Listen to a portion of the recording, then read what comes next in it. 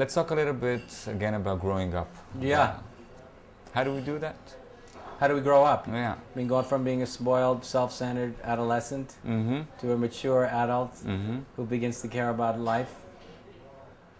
Well, I think first it requires a deep introspection. We have to really begin to think deeply about who we are and why we're here. The two basic questions. Yeah. Yeah. But we have to really think about it. So, for example, I got to that point in my own development as a young man where I felt where if I didn't find out to the answer to that question, it wouldn't be worth living. So we have to really realize that unless we find the answers to some of the most important philosophical and spiritual questions, it's inevitable that we're going to make a mess out of it. And people do, and most people do make a big mess out of it because we don't know what we're doing. We have everything. We've been given everything. You know, we've been given the gift of education, of wealth, the freedom to do whatever, more or less anything we want to do. We can go anywhere, more or less, that we want to. I mean, we are the privileged generation. I mean, in the last 20 or 30 years, 40 years, there's been millions of us that have had a level of privilege, freedom and education, freedom of choice that's never existed before. There's never been a group of human beings like us. I feel that when we look back at how well we've done, I don't think we've done that well. But this privilege made us confused. This is what, let's say, I'm talking about myself, this is what made me confused. I mean, my father had no privilege. He was in the war, he had to run away, he came to Israel, he built the country, thank you very much, and then he went to sleep at night. That's what he did. Exactly. When I wake up in the morning, I've got everything around me. It's a whole big supermarket. Right. That makes me confused. Of course. That's why the philosophical and spiritual development is essential, and moral development is essential in order for us to begin to learn how to make the right choices for the right reasons. I mean, it's really a big problem. Yeah, but this is very nice theoretically, but most I'm not talking about theoretically. We have to do it. Maybe it's a matter of stages, but first of all, I want to make myself better. I want to make my angers, my frustrations, my I don't believe you. Why is that? Most people don't really want to, quote unquote, make themselves better people. The only reason anybody's going to truly strive to become a better person is if they find a very big reason to do so. So usually, what do you mean a big reason to do so? Well, there has to be a reason beyond how you feel about yourself. So a lot of people, because they suffer psychological, emotional pain and fear, they want to feel better. But wanting to feel better doesn't mean you want to be a better person. It means you don't want to suffer. That's right. Just because you don't want to suffer, that does not automatically mean you want to be a better person. Yeah, but most of the people, most of the spiritual paths that are now open for us talk about that. But most of the spiritual paths that are available cater the postmodern narcissist. It's just another option. Yeah. It's just another way to feel better about yourself. It doesn't really challenge the very notion we have about ourselves, so that we'll be able to really embrace a larger reason for being that really is not self-serving. But isn't there any other way? I mean, in your point of view, you have to go into a higher level. You have to grow up. You have to be more mature. You have to strive to become more mature. But if I need to strive, this is a very big leap for me. If I'm doing the world's in a crisis, man, isn't it? I feel it on a daily basis. No, I know the world is in a crisis, but my life is in a crisis before. But just a minute. Yeah. If the thing is, if you really take in the whole picture, personally, I'm in a crisis. The world's in a crisis. All right, I'm part of the world. That means I don't have time. The reality is, I don't actually have time to carry on with my self-concern and my problems because I have to get my act together for the sake of the fact that we're in a crisis together. Yeah, but I don't have 10, 15, 20 years to work out my problems. I have to get it together now. But you're talking about the most basic thing about humanity. It's about taking care about yourself. Who do you rescue before? Okay, if we're on a boat, do you rescue yourself or do you rescue the world? Most of the people, especially in Israel, would first of all rescue themselves. So I'm asking you, how can you persuade people who naturally want to save themselves first to go to a higher level? The world is over there. My life is over here. I want to deal with my life. The worldview has to be exploded. Sorry? The worldview has to be exploded.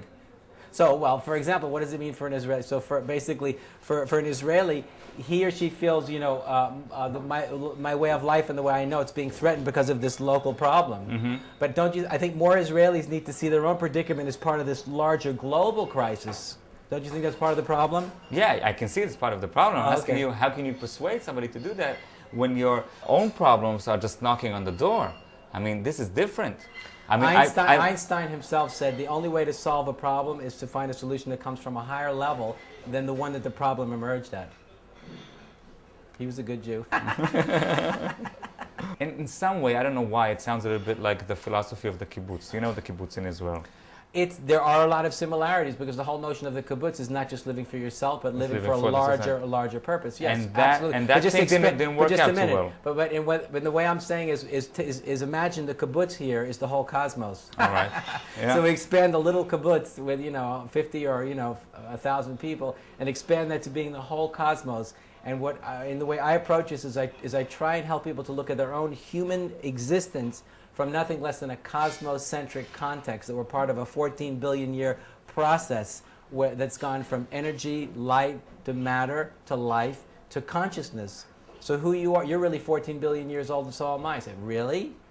And it's taken 14 billion years for the universe to produce a life form that had the capacity for self-reflective awareness that would make it possible for us to have this kind of discussion. And they say, wow. So it's the context in which we think about what it means to be human has to become really big.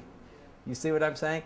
It has in the form of an experience of that fact, and also in terms of expanding the way we think about these things. And we also have to realize that the process really needs us. It's not just a high ideal, but it's literally true.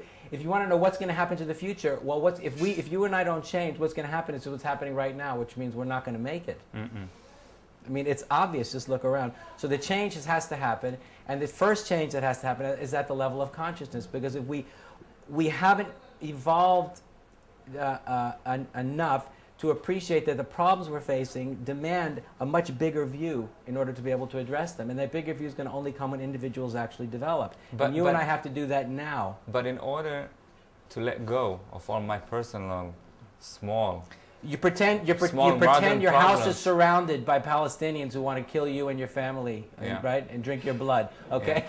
Yeah, well, I live around the corner. It could be, by the way, yeah. Okay, but you imagine, but actually those aren't Palestinians, you see. That's the human predicament of the 21st century, you see. Yeah, but you see my point? Yeah, it has to do with it has to do with our survival as a global culture.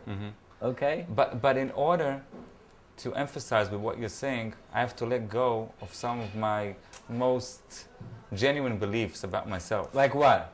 Like that we are in danger here, that I'm a Jew, that my own personal identity has to be left because it doesn't really matter if we're looking at it in 14 billion years' time. No, it all matters. No, but the point is, you're a Jew, okay? Yeah. You're a Jew, aren't you? You're a Jew. I admit.